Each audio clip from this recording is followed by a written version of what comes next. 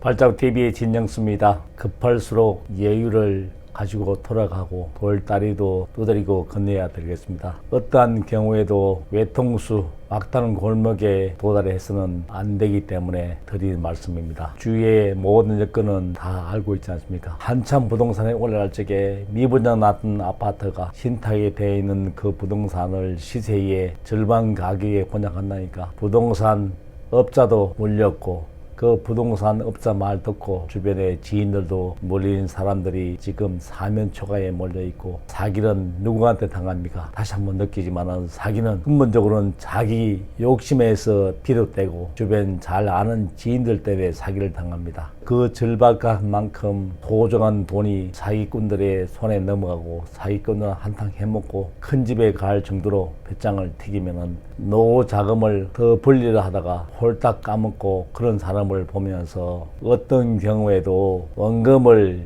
지키는 것이 투자의 기본입니다. 기본. 주식도 그렇고 부동산도 마찬가지입니다. 원금이 보장되지 않으면 하나 많습니다. 지금 개인들이 주식시장에서 거의 대부분 다 물려 있습니다. 아직까지 제가 아는 사람은 주식시장에서 돈 번 사람이 없습니다. 번 사람이 없다고 하는 것은 주식시장을 떠날 때 개인은 결국은 빈털터리로 퇴진한다는 겁니다. 부동산이 올라갈 때는 추격 매수가 있지만은 부동산이 떨어질 때는 아무도 거들떠 보지 않습니다. 언론에서 심리를 자극해서 대선이 끝나면 공급이 부족하기 때문에 프레임을 올라간다고 잤지만은 부동산 시장에서 찬물이 끼얹은 지 꽤 오래됐습니다. 부동산 폭락용자라는 엄청나게 좋아하겠지만은 진짜 힘든 사람은 없는 서민들이 여기에 다 물려 있습니다. 2030 연결세대들이 다 물려 있습니다. 부동산 시장에 한번 물리면은 10년에 갈지 5년에 갈지 장담을 할 수 없기 때문에 자기 분수에 맞는 삶을 살아야지 지속된 삶을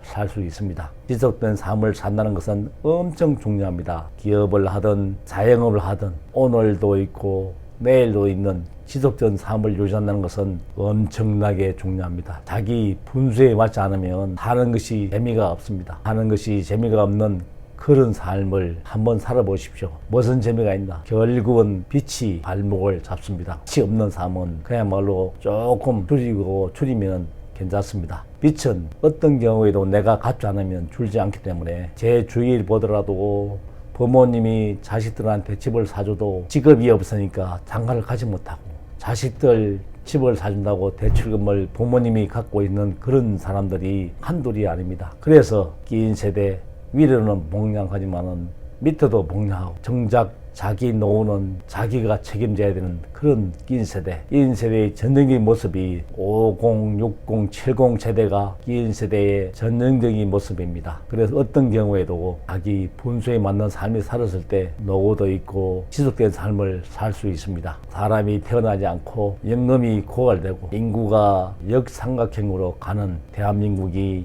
앞날이 암울하기 때문에 자기 노후는 자기가 책임을 져야 됩니다. 제 주변에서는 다 노인 문제들로 말은 안 하지만은 만신창이가 되고 있습니다. 노인들 가만히 보니까 걷지 못하면 그때부터 문제가 발생합니다. 100살 살든 90을 살든 나머지 5년 10년간을 병원에서 지낸다 그러면 그 삶에 의미가 없습니다. 그래서 매일같이 규칙적으로 교정된 식단도 지키고 규정된 운동을 하고 죽을 때까지 내 발로 걷는 것이 우선입니다. 그 일상이 눈 뜨고 걸음 걷는 것이 기적임을 잃어봐야지 아는 우리 운명한 인간입니다. 코로나 이전에 3355 만나서 즐기고 마음대로 여행하고 가는 그것이 엄청난 축복임을 일상을 잃어보니까 느끼지 않습니까? 건강도 마찬가지입니다. 일어나지 못하고 걷지 못하고 잃어봐야지 그때 후회하는 우리 운명한 인간이 되지 마시고 매일매일 주어진 삶에 운동에 밥을 먹듯이 투자를 해서 죽을 때까지 걷는 그 목표를 세우고 생활 습관이 되도록